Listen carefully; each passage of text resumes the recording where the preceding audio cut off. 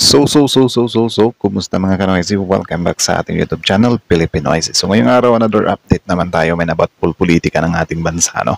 So ang video to ay mula kay Jesse Ferrer 7. So meron itong pamagat na VP Sara Duterte booking na pagharang sa impeachment walang lusot. Bongbong Marcos, PBBM, Luistro. So, ayun, ano kayo nagpalab sa video to, yan yung panonoorin natin minano kasi alam naman natin na pilit nga nilang hinahara ngayon yung impeachment na may basis naman. Pero, ewan ko, pinapalabas nila na walang basis. So, bago natin simulan, Jesse Ferrer 7, supportahan nyo yan. Tapos, syempre, kung trip nyo ng mga ganitong reaction video, may kasama kayong manood, huwag nyo na rin kalimutang suportahan yung YouTube channel natin, Pilipinoisy. So mga kanoisy, hindi na natin ito patatagalin pa.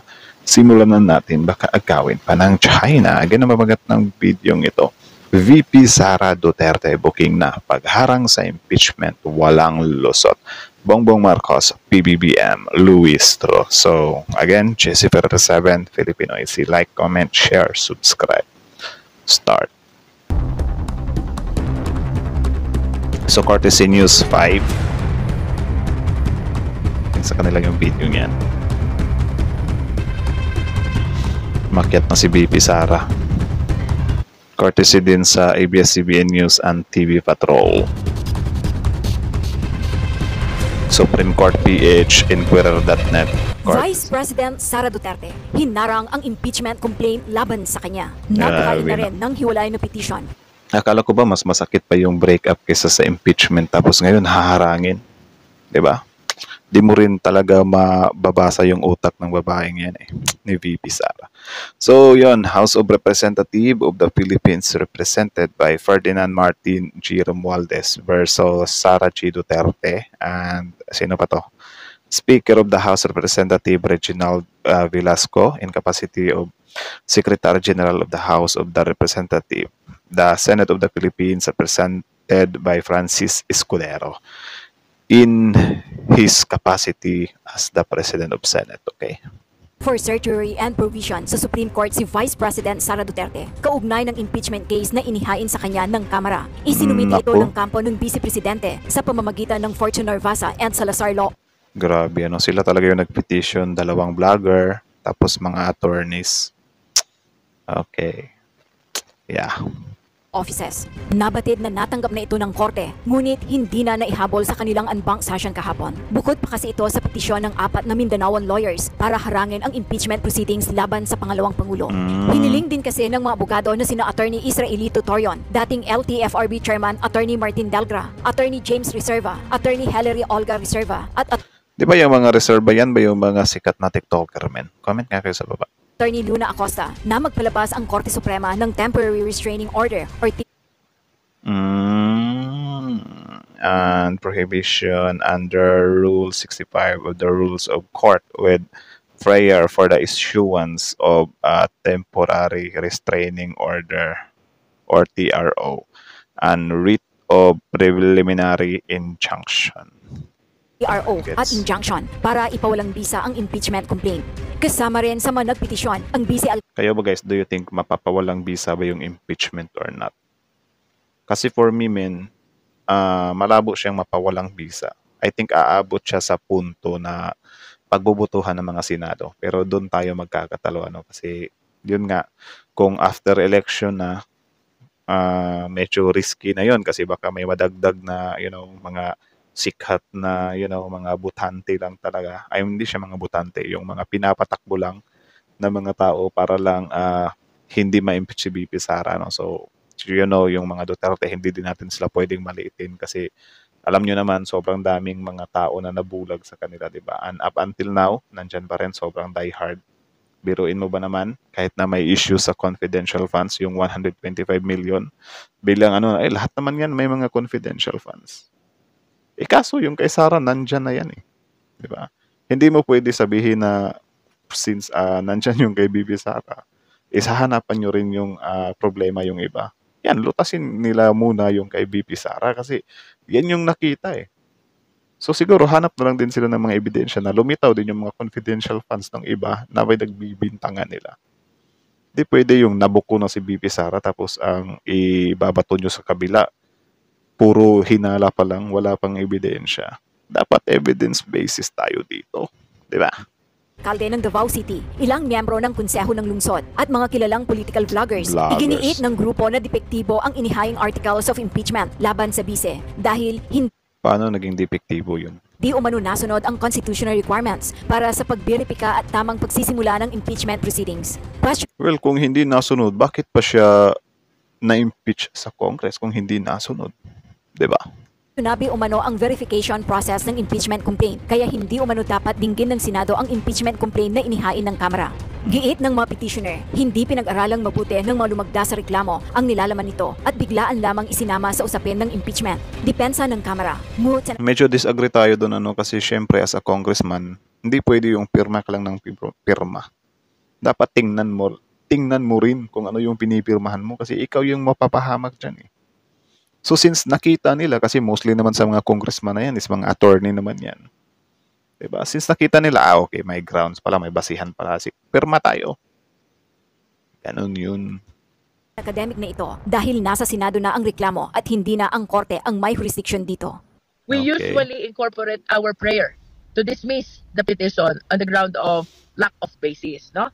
Kagaya po ng ating na-discuss na kanina, it is Grabe. our humble submission na wala pong sapat na basehan ang Grabe sila makalack of basis ba? Yung 125 million confidential funds nga ni BP Sara, hindi niya pa nga nasagot yun eh. Tapos sasabihin nyo na lack of basis. Kahit doon pa lang tayo magsimula or kahit partida, yun na lang yung gagamitin. 'Di ba? As a bala para sa impeachment. Wala. Magpo-proceed pa rin yung impeachment kasi hindi masagot-sagot ni BP Sara yung 125 million confidential funds niya. 'Di ba? Korte Suprema para mag-issue ng TRO regarding the impeachment complaint. Sapagkat ito pong mga binanggit nilang dahilan, number one, hindi kami sumunod sa verification rule. We did follow the verification rule. As a matter of fact, we followed it word for word. 'Di ba? Yung kanilang allegation na siningit lang ang verification page after the complaint was filed already and transmitted to Senate. That is not true. Sapagkat Tapos yung mga allegation nila, hindi pa na-prove. Ang problema kasi sa mga supporter ng kabila, guys, once nga na magbigay lang ng allegation yung kampo nila, yung leader nila, si PRRD, yun na yung paniniwalaan nila, men. Kita nyo? Pag sinabi ni PRRD na bangag ang presidente, yun na yung paniniwalaan ng mga supporter nila. 'Di ba? Tapos si PRRD, kapag tatanungin siya ng press or iimbestigahan siyang muli kasi parang paaanuhin si PRRD ba na totoo ba yung sinabi mo, biglang i-deny ni PRRD. Pero yung mga supporter na, wala na. Yun na yung pinaniniwalaan nila. Parang kulto lang din yung atake, di ba? itong 215 members of the House, they can truly attest na during the signing of the complaint, kasama na po ang verification page. And on the same caucus meeting, naganap po ang panunumpa ng ating mga members of the House in Tama. front of our Secretary General as verification process, no? Yun pong sinasabi nilang hindi namin kayang aralin ang 7 articles of impeachment in a day. This is misleading sapagkat ang totoo po niyan, since the filing of the first 3 impeachment complaints, ay Diba? nagkaroon na po ng individual evaluation ng mga congressmen. And we Tama. know Grabe yung atake nila, no? Hindi daw kaya na anuhin nila ng one day lang. Ang tanong, men, sino ba yung may saktong pag-iisip, yan, biglang, gusto kong i-impeach si BP Sara. Sige, i-impeach natin ngayon. Hindi ganyan yan. Bago nila i-proceed yan, syempre, pagpaplanuhan muna yan. Di ba? Sasabihin nila, parang gusto kong i-impeach to. Sige, hanap muna tayo ng grounds. In-studyhan yan, kaya nga nag-proceed, di ba? Kaya nga na-impeach sa Congress kasi napag-aralang mabuti. Nabitag ba? Di ba? Nabitag. Ay, goodness. for a fact as well na marami po sa grounds for impeachment ay subject matter na ng Quadcom hearing at ng hearing ng Committee on Good Government. So, I believe that the members of the House are familiar already with the grounds where we are anchoring the impeachment complaint. And about the due process of the Vice President, ito po ay i-cater natin ng maayos. As a matter of fact, sa impeachment trial po, she will be given summons, she will be asked to Oh, file diba? her answer, Di ba? and she will be asked as well to appear and present her evidence. O, isosomon pa partida. Ang tanong, baka hindi pumunta. 'Di ba? Baka lang naman. Kasi alam naman natin na sa panig nila sobrang dami na nilang nagsisipagtago. Si Bantag, si Teves. Sino pa yung isa? Si Hindi pwede makalimutan yun. Si Harry Roque. Ngayon, nagtatago na. Baka sa susunod na buwan, si Dado, baka magtatago na rin yan. Tapos ngayon, ito si BP Sara. Pero I think malabo na magtago si BP Sara, no? Kasi, syempre kapag magtatago siya, wala na. Sureball na masisira na yung pangalan nila. Or yung trademark nila na Duterte kung gagawin niya yan. Or I don't know. Hindi din natin alam kung ano yung gagawin nila, di ba? Baka, halimbawa yung mga vloggers nila, pinapatawag, hindi naman pumunta, di ba? So baka, I think, ganyan lang din yung gagawin nila. Si Kibuloy din, di ba? May history din ng pagtatago yun. Di ba? So, yeah, hindi din natin talaga masabi. Yun po yung requirement ng due process. Wala po sa batas na bago mag-file ng impeachment complaint, i-notify muna ang Vice President. No? Boom. Tama. So ito pong ating mga paliwanag na ito, ang dahilan kung bakit kami naniniwala na dapat i-dismiss, i-deny itong petition for issuance of TRO with regards to the impeachment complaint. Samantala, sinang-ayunan ni Senator Risa Hontiveros ang naging tindig ni Senator Coco Pimentel na dapat nang simulan ang trial proceeding sa impeachment case laban kay Vice. So yon, sa mga hindi nakakaalam, wait lang, ulit lang natin. Samantala, sinang-ayunan ni Senator Risa Hontiveros ang naging tindig ni Senator Coco Pimentel na dapat nang simulan ang Yan, I think ito yung susuotin ng mga senador kapag ka may i-impeach sila. So para silang nakatoga. 'Di ba? So sino ba yung vlogger na yun, Hana? Parang si pala yun, si Chris Ulo pala yun na sinasabi niya na imagine niyo si Philip Salvador, si Willie Rebillame magsusot daw ng ganyan. Ay nako. trial proceeding sa impeachment case laban kay Vice President Sara Duterte dahil ito raw ang nakasaad sa konstitusyon. Sa isang ambush interview nitong Martes, Pebrero 18, sinabi ni Hontiveros na dapat talagang agad na mag-convene ang Senado kapag naipasa na sa kanila ang impeachment. Nakikiisa Dapat naman talaga Kasi for me naman, I think konti lang ba yung DDS ngayon sa Senado. Pero I think ngayon yung magandang timing, 'di ba? Kasi 'di ba syempre halimbawa ngayon, may mga senador na mga DDS dati na bumalimbing kay BBM para syempre malaman din ng taong bayan ba na kapag hindi nyo iboto yung impeachment, malinaw, mga maka-Duterte kayo. So, hindi na kayo iboboto ng bagong Pilipinas. Di ba? Ang tanong lang, baka susugal din yung ibang mga senador na mga DDS. Di ba? Kasi kung after election na yung impeachment, medyo risky talaga siya, men. Kasi di natin alam kung makakapasok ba yung mga kandidato ng kabila, no? Syempre sa vision natin, 'di ba? Sa tayo as a gising na, of course hindi talaga natin sila iboboto, 'di ba? Pero men, yung mga kababayan natin, alam niyo naman yung mga kababayan natin, 'di ba? Makapunta lang ng rally yan, wala na, yun na yung paniniwalaan nila. 'Di ba? Ganon kadali magbago ang isip ng karamihang Pilipino sa atin, men. So, medyo, talaga yan, medyo risky talaga if after election na mangyayari yung impeachment, O dun sa sulat na inilabas ng aking minority leader na si Senator Coco Pimentel na sa kanyang pag-intindi sa konstitusyon ay malinaw ang utos sa amin na Pero depende na lang kung mag-iisip ng mabuti yung mga kababayan natin at hindi na nila iboboto yung mga DDS, di ba? once ma-transmit sa amin ng articles of impeachment tulad ng nangyari ay agad po kaming mag-convene. Nito lamang ding Martes nang ilabas ang sulat ni Senator Coco Pimentel kay Senate President Chis Escudero upang igiit na dapat nang dinggin ng Senado ang impeachment complaint laban kay Duterte dahil nakasaad daw sa konstitusyon ang salitang forthwith na may The Filipino translation for forthwith is agad, which conveys immediacy. The synonyms of this Filipino word include madali, okay, bigla, dagli. Filipino translation na agad.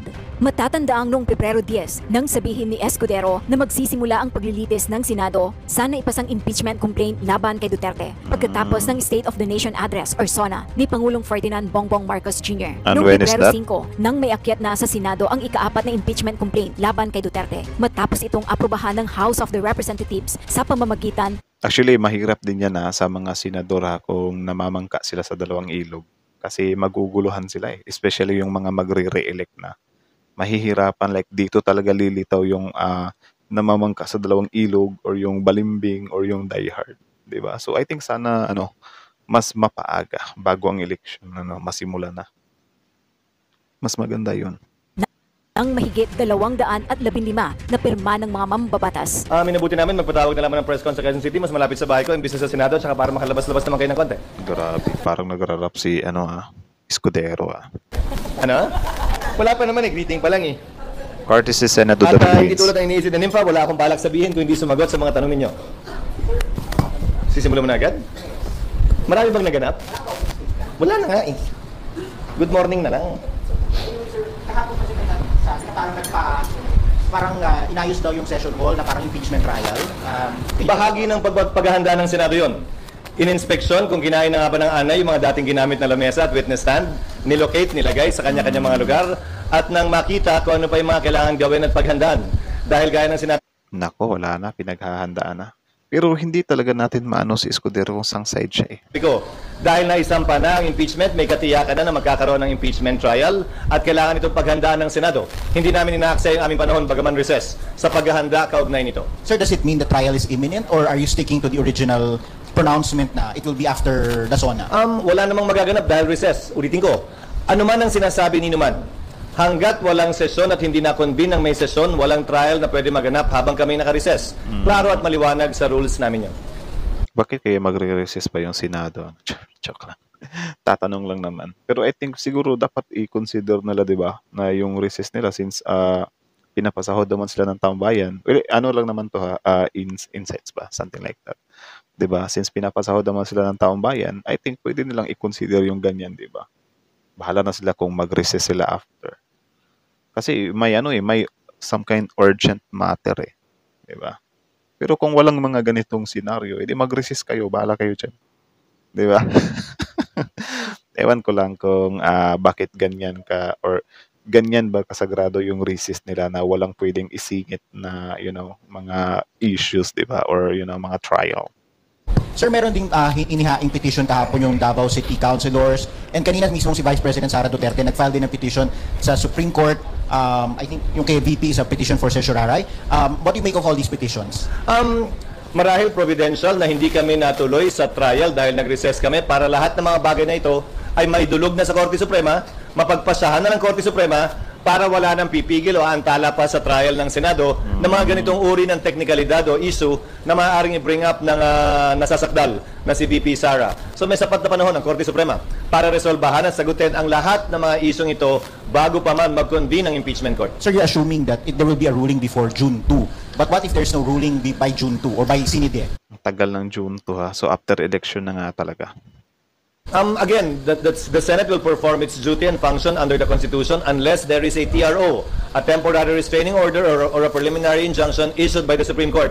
Absent that, we will continue with our duty regardless of the pendency of any case thus filed as of now or that may be filed in the future. Sir, may last question bago ko ipasa sa iba. Grabe, ang tagal din ng recess nila. So noong October 2, 2019, Congress goes on 1-month recess, but it's business as usual at all regular standing oversight and special committees of the Senate. So, swerte pala nila, may ganyan sila kalaking recess. Kapag ka-recess ba, hindi na sila mag-duty? Curious lang. Meron in the past na mga nagpapa-inhibit sa mga senador. Kapag ka ba meron nag-inhibit, does it make securing a conviction easier? Meaning, bababa yung threshold ng 2/3? Hindi. Ang inhibition ay voluntary sa parte ng sinumang impeachment judge. I think putulin na lang natin dito, men. For sure, nakita nyo naman na to. Na-react na kasi natin tong part ng video na to na nagsasalita si Escudero. So, focus lang tayo dito sa sa ginagawa nila BP Sara, ng kampo nila BP Sara na parang haharangin nila yung impeachment, diba? So, yun, again, ang video yun ay mula kay Jesse Ferrer 7. So, subscribe nyo siya. Original video link in the description box below. Panoorin nyo rin yung mga videos niya. Like, comment, share, subscribe, Jesse Ferrer 7. Also, bago nyo iwan yung YouTube channel natin Filipino, so don't forget to like, comment, share, subscribe. Also, courtesy na rin sa Senate of the Philippines at sa mga news outlet na may ano, 'di ba? May part sa video to like News 5, Inquirer.net, GMA, ABS-CBN. So courtesy din sa kanila, 'di ba? So yun lang naman mga kanoisis. So kayo ano masasabi nyo dito? Comment down below. Tapos yun, pag-usapan natin yan sa comment section. So kita nyo naman yun, 'di ba? Na yung kampo nga nila BP Sara is nag-file sila or nag-petition sila na ipawalang bisa yung impeachment.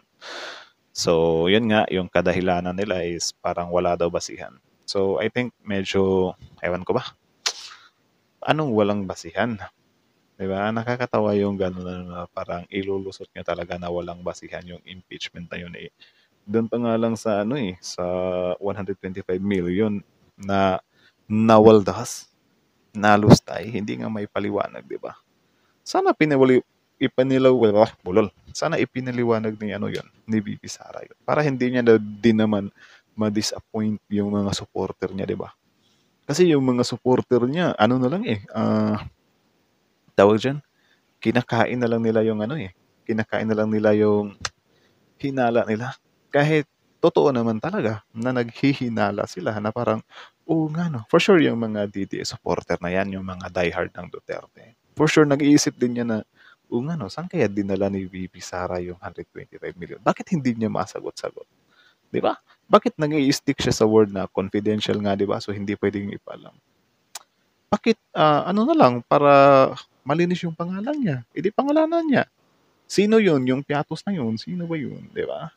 Dapat nilinis niya para yung mga supporter niya na-stuck sila sa ganyan na parang nga no, saan kaya napupunta yung 125 million na yun? So para mawala yung duda na yun, 'di ba? Para medyo malinis-linis yung loob nila or gumaan-gaan yung pakiramdam ng mga DDS supporter is ano na lang yung ginawa nila? 125 million lang naman yung kay BP Sara. Sa ibang politiko, billion nga May 500 million, may 700 million, may 1 billion. So yun na lang yung ginagawa nila. 'Di ba? Since nandiyan na nga, may bahid na nga si BP Sara. Ang gagawin na lang nila, hahanapan na lang din nila yung mga kalaban nila or tumutulig sa kanila. Kasi even me, men, 'di ba? Even me, meron akong some kind paniniwala sa isip ko na majority or marami talaga sa politician na yan, regardless kung saang admin sila, is nangungurakot talaga yung mga yan. 'Di ba? It's just hindi lang talaga natin maituro kung sino-sino yung mga yan. 'Di ba? Kasi wala naman tayong kaalam-alam. 'Di ba? Magaling silang magtago especially kapag nasa power pa sila. Kaya nga kung napapansin nyo men, after ng administration, doon nagsisilabasan ang baho. Kasi wala nang protection 'Di ba? So yan yung problema ngayon ng kampo nila BP Sara na parang ano kayo meron nang nakita sa inyo. 'Di ba?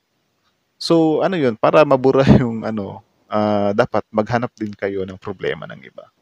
Bakit hindi natin unahin yung nakita na? Then after niyan, hindi kayo kung since may hate nga kayo sa ibang mga politiko na tumutulig sa kay BP Sara, edi maghanap kayo ng ebidensya na makapagpatunay na meron nga din silang mga nilustay na pera. Pero ngayon, yung kay BP Sara yung nandyan So yan yung pagpupukusan natin. So parang bumbero lang yan ba men na, for example, merong sunog sa point A, tapos nandun na yung bumbero. Tapos yung bumbero na yan, nakarinig naman sila ng sunog na may sunog na naman doon sa point B. So, hindi pa naapula yung apoy dito sa point A. Pupunta na lang yung bumbero doon sa point B.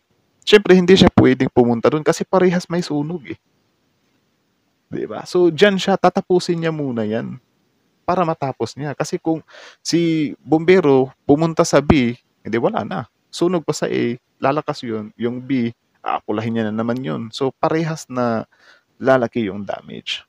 So parang ganito lang yan yung kay BP Sara, since siya yung lumitaw yung issue niya, lumitaw yung confidential niya, lumitaw yung paglulustay niya, unahin siya. Kaya nga sinasabi ko sa inyo, pangit yung sobrang diehard mo sa isang politiko. Kasi wala, magbubulag-bulagan ka na lang. Kasi yan yung nangyayari ngayon nagbubulag-bulagan ka na lang sa 125 million kasi para sa'yo. May mga politiko din dyan na malaki yung mga nilulustay. Ang tanong, paano nyo papatunayan yun? Diba? So, why not? Dito muna tayo mag-focus kay BP Sara, and then after that, kung may nakita kayo or pwedeng ipagsabay nyo while nililiti si BP Sara, edi humanap kayo ng way para maisiwalat din yung mga nilulustay na mga politiko na pinagdududahan nyo. Hindi yung may ebidensya na may nalustay nga sa kay BP Sara, tapos or gusto nyong imbestigahan agad yung mga paglulustay ng ibang politiko na walang ebidensya. Bibig lang. 'Di ba? Nagets nyo ba yung point?